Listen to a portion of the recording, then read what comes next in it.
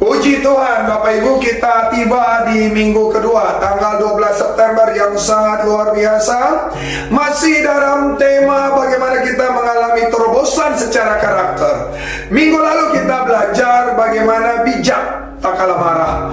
Dan minggu ini kita belajar bagaimana tetap tersenyum di tengah kekurangan. Siapa orang yang ingin kekurangan? Saya yakin kalau saya tanya kepada 10 orang, tidak ada satu orang pun yang angkat tangan.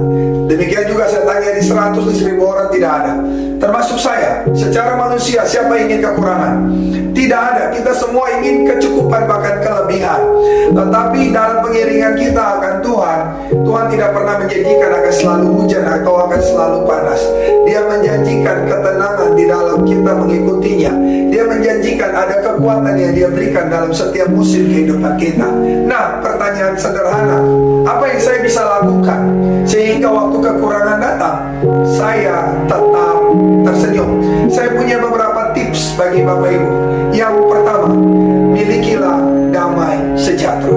Apa itu damai sejahtera? Dalam Yohanes 14 ayat 27, Tuhan berkata, damai sejahtera aku kuberikan bagimu, damai sejahtera aku kutinggalkan bagimu, dan apa yang kuberikan kepadamu tidak sama seperti yang dunia berikan. Damai sejahtera adalah ketenangan di tengah segala situasi. Untuk bisa tersenyum di tengah kekurangan, pasti yang pertama kita harus memiliki damai. Dengar, damai sejahtera waktu Yesus lahir dibilang ini diberikan cuma kepada orang yang berkenan kepadanya. Damai sejahtera bukan pemberian cuma-cuma kepada setiap orang, hanya kepada orang yang berkenan. Tuhan memberikan damai sejahtera. Karena itu kalau Bapak Ibu mau tersenyum di tengah kekurangan, pastikan hal yang pertama, milikilah damai sejahtera. Yang kedua, bagaimana supaya Anda dan saya bisa tersenyum di tengah kekurangan? Kita harus punya keyakinan akan pemeliharaan Tuhan. Dalam Matius 6 ayat 25 dan 26, Tuhan berkata gini, kenapa kau khawatir tentang hal makan, minum, dan makan? Kenapa Anda harus khawatir? Belajarlah dari burung-burung di udara yang tidak pernah bekerja, yang tidak pernah menabur, tetapi selalu diberi makan, selalu hidup dengan berkat yang disediakan oleh Allah. Tuhan ingin kita belajar pada burung. Kalau burung saja yang tidak pernah menabur, kalau burung saja yang tidak pernah bekerja, tetapi boleh menikmati pemeliharaan Allah yang luar biasa, apatah lagi Anda dan saya, orang-orang tebusannya.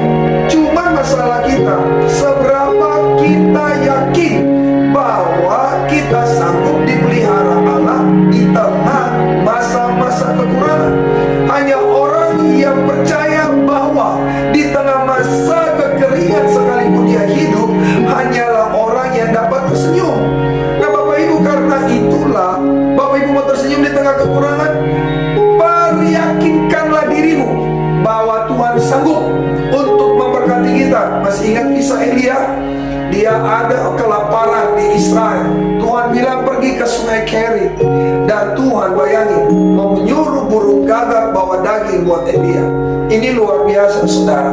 Tuhan yang sama sanggup menjaga engkau dan saya. Yang penting Anda dan saya memiliki keyakinan. Bagaimana supaya saya dan Bapak Ibu bisa tersenyum di tengah kekurangan? Hal ketiga yang perlu kita pelajari pada hari ini adalah bahwa kita harus memilih untuk bersyukur.